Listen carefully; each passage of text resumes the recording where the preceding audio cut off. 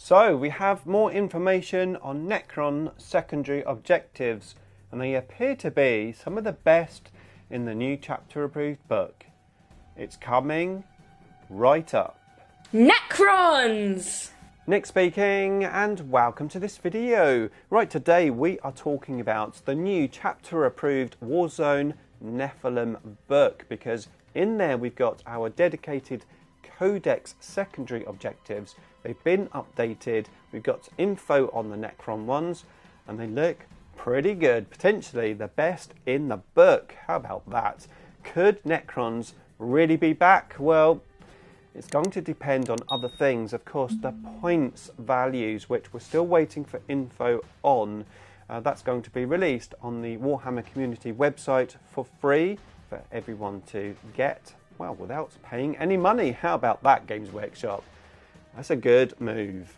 Now, I've already talked about the new command points and how I think they're going to improve Necrons because, well, let's face it, our relics, our warlord traits aren't that great. I've got a video playlist in the description below all about that, so go and check out those videos if you haven't seen them yet. But today we're going to talk about Necron Secondary Objectives. Before we do though, let's talk about some of the other little changes which have happened. So the first thing is dedicated transport. So you can no longer deploy an empty dedicated transport. Now in terms of Necrons, that's only going to affect the Ghost Ark because the Night Scythe isn't actually a dedicated transport, it's a flyer. So different rules, so you can still deploy an empty Night Scythe if you wish, which means obviously you're going to be putting things in reserve, and potentially this is where less CPs could hurt particular army builds for Necrons. However, the Ghost Ark itself you can no longer put on the table empty. It has to have something in. So either obviously 10 warriors or potentially a character. So you could put one of your cryptex or something in the Ghost Ark to deploy it, and then on turn one just get the character out of the Ghost Ark, and away you go back to your normal plans. There is a rumour that potentially you might be able to do some of the aura abilities from within a transport going forward, but that's only a rumour. We don't know about that, so let's not talk about that.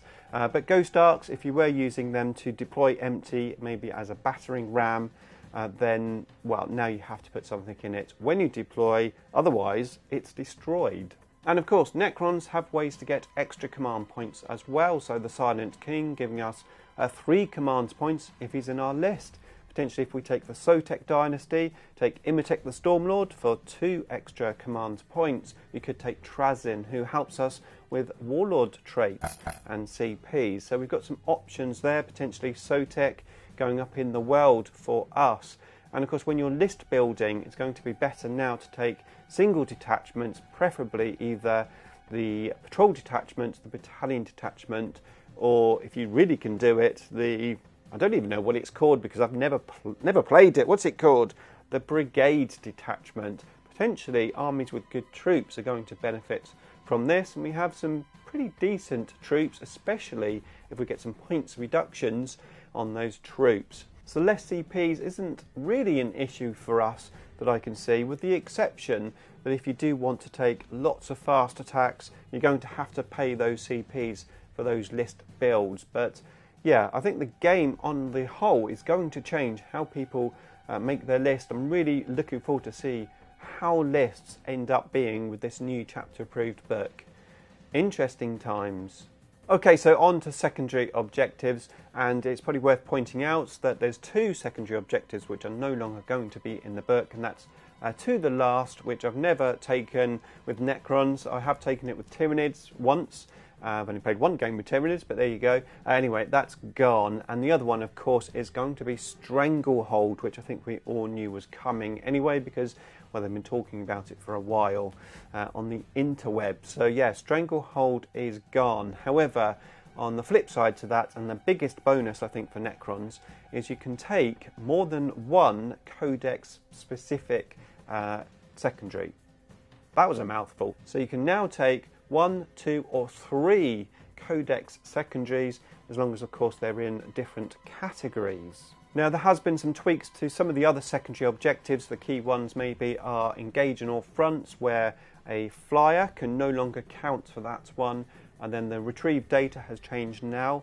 So a unit has to have a starting strength of over 3 or more. So even if you've got a model with 1, if it started with more than 1, you can still do the action. However, that means, of course, a unit of 2 cryptothralls can't do it at all. So, yeah, quite a big change for us. Not that we were really using cryptothralls for that anymore. Raise the banner seems a little easier to do now as well, maybe because Stranglehold has gone from the book. But now you can do the action even if you've got an enemy unit within range of the banner, and your opponent only takes that banner away from you in their commands phase rather than any phase. So a slight improvement if you like playing Raise the Banner. Okay, so on to the Necron Secondary Objectives, and the first one, Code of Combat, which if you're playing the Silent King, and you may well be playing the Silent King now with the extra CP bonuses that he brings, well, Code of Combat's got even better. So now it's 3 points if you kill a unit from shooting, and 4 points if you kill a unit in close combat. That's pretty handy. And of course, it's not just the Silent King, so it's a noble model. So that could be your command barge, maybe even an overlord. So extra points to be had for Code of Combat. And although most of my Code of Combat was being scored in the shooting phase, some of it was in the close combat phase as well. And that extra point could really help. So, Purge the Vermin, let's have a chat about that. Now, we heard the rumours that Purge was going to get nerfed because Games Workshop thought it was too powerful for Necrons. It has had a slight nerf, or more of a tweak, I think. So it's quite an interesting one, and I think it's still very good. So, the changes are that you can score Purge now from turn 1 rather than turn 2. A fantastic change. I'm liking that. But now it's only 1 point per quarter that your opponent isn't in. However, there's a bonus point if your enemy isn't in your deployment zone. So if you go first, you're looking at an automatic 3 points, unless your opponent has an infiltrating unit. Now I'm assuming this is going to be scored at the end of the turn like it was before, so you still have the option to be able to sort of clear that unit. But that's how you score it now, and I'm actually quite liking that. So I think you can still rack up some good points with this one, and I think it's probably going to be very popular for Necrons.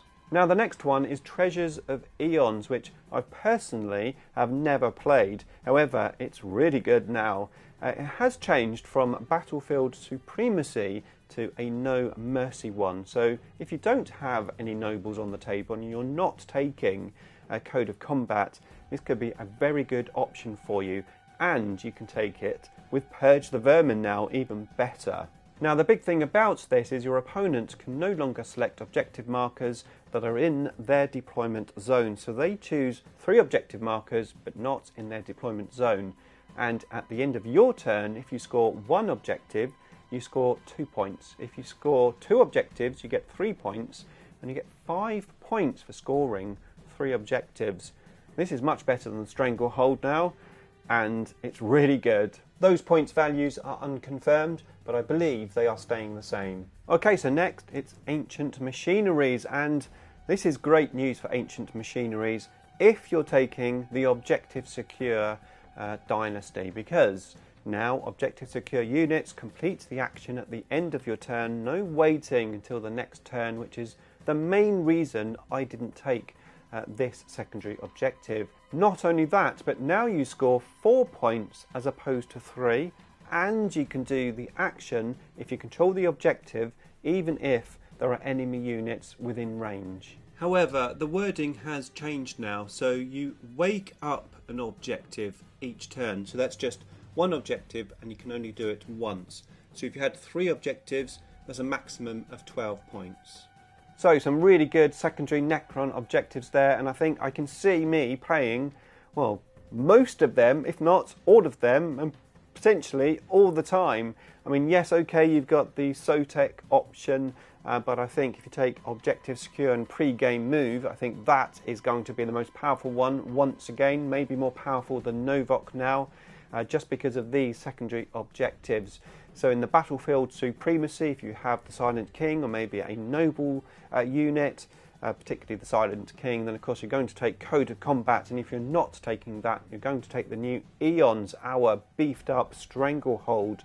And then you've got Purge the Vermin in the No Mercy category, and then you've got Ancient Machineries in the Shadow Operations category, actions being done by core Necron units or canoptic units, and if they're objective secure you get to do it, finish the action in your turn, so even more ways to get points. I think from a points scoring scenario, Necrons have definitely improved. Really, really good. We're waiting for the points reductions. That's going to have a big impact. Of course, we know that the Necron rules aren't that great. We know it's an old codex creep and all the rest of it. But even so, I'm excited because I think this, all in all, is going to help our army. I'm happy. I feel like Necrons are back, and I can't wait to play this new book. But what do you think? Let me know in the comments box below. And if you want to see the other videos in this series, then there they are there. And if you want to see my best Necron units series of videos, well, there's a link there for you as well.